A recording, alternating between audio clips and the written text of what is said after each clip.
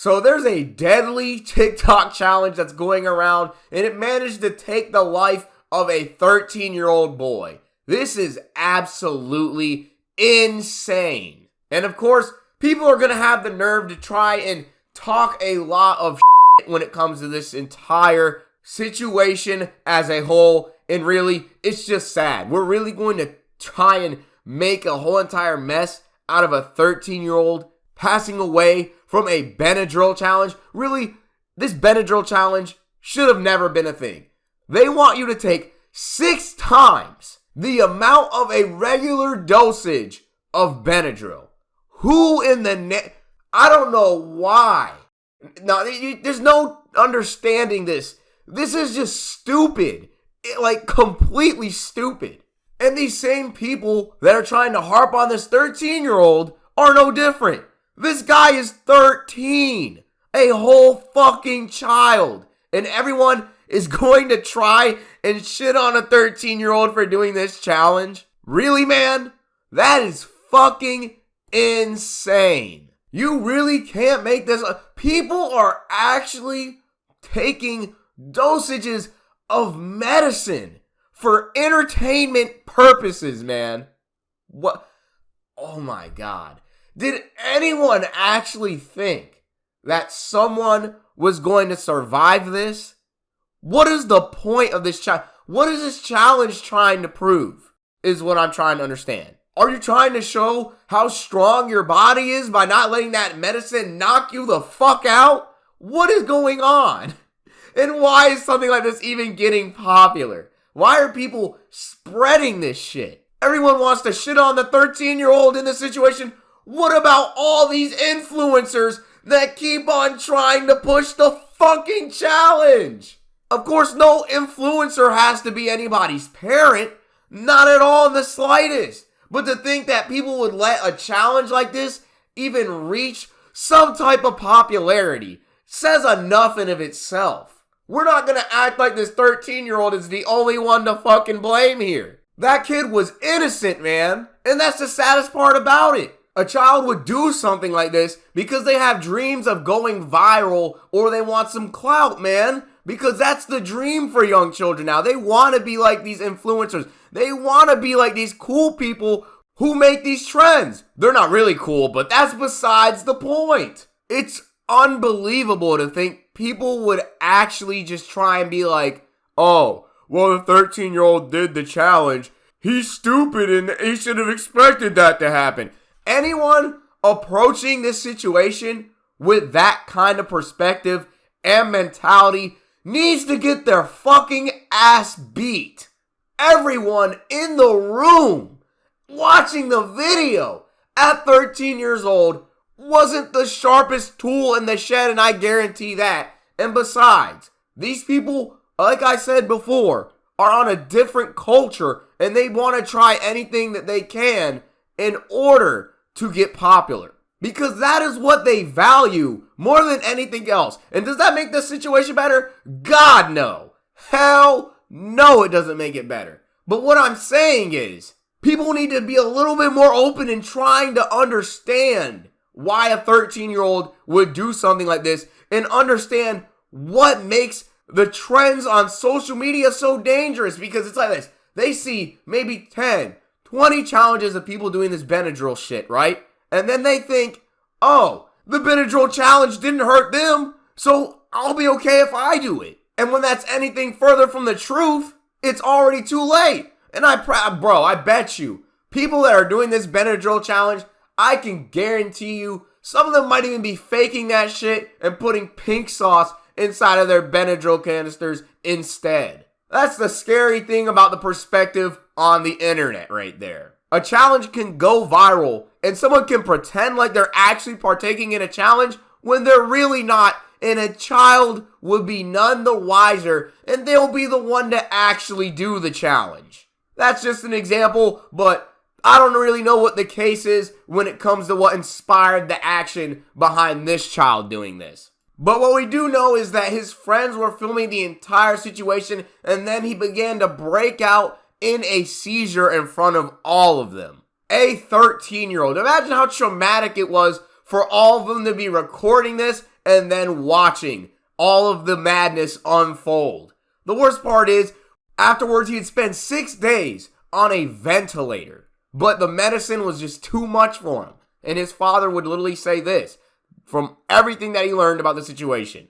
They said that we could keep him on the vent, that he could lay there, but he will never open his eyes. He'll never breathe, smile, walk, or talk. That is just heartbreaking. The family would describe the TikTok trend as a death trap, and honestly, it is exactly that. 6 times the dose of a regular dosage. What kind of crazy, innate mind thought that 6 times the amount would be enough for a challenge?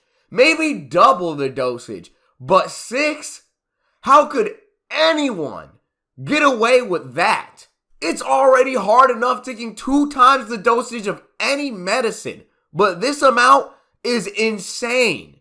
Literally, it's overkill. The person who started this trend is definitely a sick bastard, and I don't care what anyone says, because it makes literally no sense to advertise a trend and tell people to take a dose that high, or even benadryl of all things. It's crazy to think about, because who would think to create a challenge like this? Who in the right mind would say, let's make this a challenge, and they would know in the back of their mind that other people would do the challenge just for the sake of doing it? This feels like something that could have definitely been premeditated.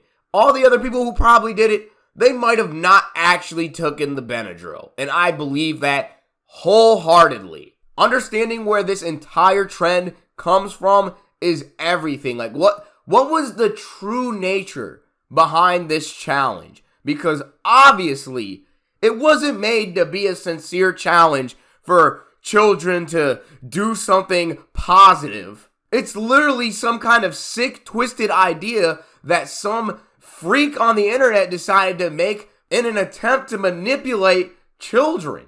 That's all I can really think about when it comes to the nature of this entire trend. Because any other way you look at it, it doesn't make sense. Because anyone in the right mind knows that 6 times the dose is going to do some serious damage.